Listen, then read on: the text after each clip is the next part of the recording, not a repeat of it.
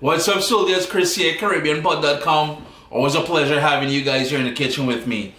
Scotch Bonnet peppers. Caribbean sunshine. You know your boy love them bad. Let's talk about how to shop for these bad boys, how to handle them, how to store them, and how to make, pepper sauce. Dehydrated peppers, pepper flakes. How to freeze it? Stay tuned, you're gonna love this one. When you get to the store and you're trying to choose the peppers to bring home with you, before we get to that and the entire process, every time you handle these peppers, I would encourage you to wear gloves. So even you're at the store and you're picking them up, they might be, some of them come pre-packaged, some of them is a big old bulk and you gotta choose the ones you want. And we'll talk about choosing them in a second, what to look for kind of thing. But what I would recommend doing is, see the same plastic bag or whatever bag it is you use to bring it home in, put your hand into that if you don't have a pair of gloves and use that as gloves. Now, as far as the peppers goes when choosing them, and these are the same for any hot pepper, any pepper whatsoever. You're looking for something that's nice and shiny. These indents and all that, that's natural. The more indents, the hotter the pepper is. I've noticed that. But you're looking for something that's nice and shiny, brightly colored, no blemishes. And when I say blemishes, this is what I mean. I don't know if you guys can see that. That sort of blemish here, you don't want that. This pepper has been sitting in my fridge for a couple weeks now, and it goes like that sometimes. You can trim that off if it's already home, and you can discard that part and use the rest of it, but for the most part, you don't want to use that. The other thing is, up where the stem is, sometimes you see like a sort of a mold, you want to toss that out. Don't bring that home. You don't want that one at all. Yeah, they come in different colors, different sizes. The green one just means they're not fully mature yet. It will be a different flavor profile than one of these guys here. And the final thing I want to point out as far as shopping for the peppers, I don't know how good it will show up on camera here. Maybe the lighting isn't the greatest, but we'll try. If you notice, the stem on this one is really dark. It's dark and it's going sort of dehydrated, sort of dry. This pepper, as compared to this one where the stem is still a bit green, the more fresh it is, the stem will be more green, it will be more thicker, it won't show any sort of decay kind of thing, as in this case. So this is a more freshly harvested pepper than this one. Remember, I'm based in Canada. Most of these peppers during the winter time, especially in the winter time, they come from Dominican Republic, different places down in the Caribbean. So this is natural. It means it's been picked quite a while ago. So the first thing you want to do when you bring the peppers home is to give them a good wash.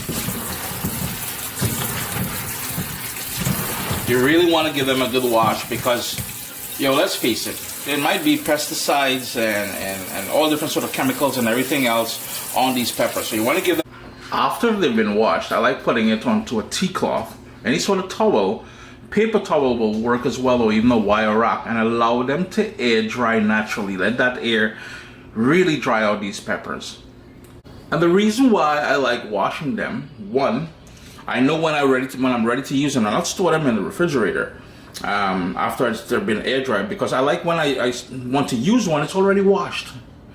Two, and later on we'll talk about that in the video, if I wanted to freeze these, again, they would have already been washed. And we talked about it earlier there, it is very important when handling these peppers that you wear gloves. Additionally, after you've worn that glove and you're done, please wash your hand with soap and water after. I'm just going to give one a slice down the center. Now let's talk about the inside of it now. The inside here, the sort of membrane and the seeds area here, that is where most of the heat is going to be. If you're making a sauce, if you're dehydrating, if you're cooking with it, you can remove this part here. I'll show you what we can do, how to remove it. You just cut down here, cut down there, and you pull it back like so, and you have it that there, and then you have it without the seeds. Well, there's a couple seeds there, we can pluck that out. That is how you control the heat when you're cooking with it, and this is how you know where the hot parts are. The second thing I want to mention, see those seeds there? If you're interested in harvesting seeds, these mature peppers here, I have tested it personally and I know they grow. So you would germinate them into little plants and then you'll plant it into your garden, and 3-4 months, decent weather, and you're harvesting peppers just like these. And you've seen the videos I've shown on YouTube here of how many plants I have in the backyard, and most of them, and this is the same for all the different types of peppers, you can harvest the seeds and grow them directly from here. Now, as far as preserving these peppers, so let's say you hit the grocery store or you have a ton of it in your garden and you want to preserve this, there are a few options. The most common one is making hot sauce, or what we call pepper sauce in the Caribbean. And you know, this one is a raw pepper sauce. All it is, it's white vinegar, and keep it pretty simple. Garlic, salt, some cilantro, a hint of lemon or lime juice, a bit of powdered mustard, and you puree it. And you know, I think maybe 15 to 20 different recipes with different fruits and everything else making these pepper sauce on CaribbeanPot.com if you want to head over there and check that out. The other thing I like doing is dehydrating them, and these ones are Carolina Reapers that I've dehydrated, and I have them whole when I want to use it. I have them dehydrated, and if you know, it would last longer if it was in an airtight bag, which would be like a vacuum seal bag. That is perfect as well too. But I have it here and I have it ready. Whenever I need the Carolina Reapers, I have them there. I have it in this plastic bag.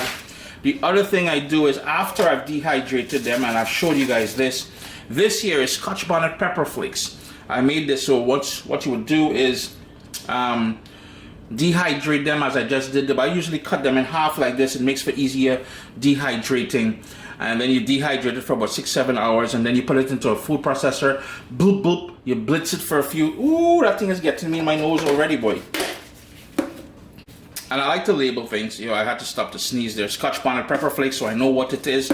Now, ladies and gentlemen, whether you're cutting it open like that, whether you're dehydrating it, whether you're making pepper sauce, you really want to vent your kitchen. This can choke you. This thing will get to your nose and make you start sneezing uncontrollably. So we got the pepper flakes, the dehydrated peppers, I told you, and the pepper sauce. The other thing I like to do when I have an abundance of peppers is, and I like using one of these plastic containers. During COVID times here, you know, kind of just made its way home because the kids were ordering a lot of food online, Uber Eats or whatever it was. But I like to use and the reason why I like using a container, even when I store it in the fridge, same idea. I toss them in there like so. I have a big container that I use. These are not fully dry yet. I'll have to air dry them more. And then you put the lid on there, and it prevents it from in the fridge, especially, from getting crushed. My daughters have a way of, when they're trying to look for something, so let's say they're trying to look for carrots, and this is in the same area. If it was in a bag, yo, that heavy 2 pounds of carrots is going on top. It's going to crush my peppers, and I man don't mess around with my peppers. You know, Caribbean sunshine is my thing. Also, once it's dry and everything else, I would seal it up, boom bam, into the fridge, the freezer. We're freezing it now, and in the freezer, that will last you a year, up to 2 years. All you would do is, once it's frozen, you would trim a piece off, use it, boom, you're good. Sup, soldiers? Listen, if you enjoy this recipe, I'd really appreciate it if you hit subscribe and click that bell notification thing. If you've made the recipe, take a picture and send it to me, email address down here. I mean, trying to tell people the email address, them butts will take the address and do all kind of thing with it. And tag me on Instagram at Caribbean Pot. I really appreciate you guys, and thanks for being in my kitchen with me today. Irene. My final tip when it comes to Scotch Bonnet peppers and buying and handling and everything else, once you make that pepper sauce, keep it in a cool, dry place. My one here has vinegar in it, and that vinegar will help to preserve it.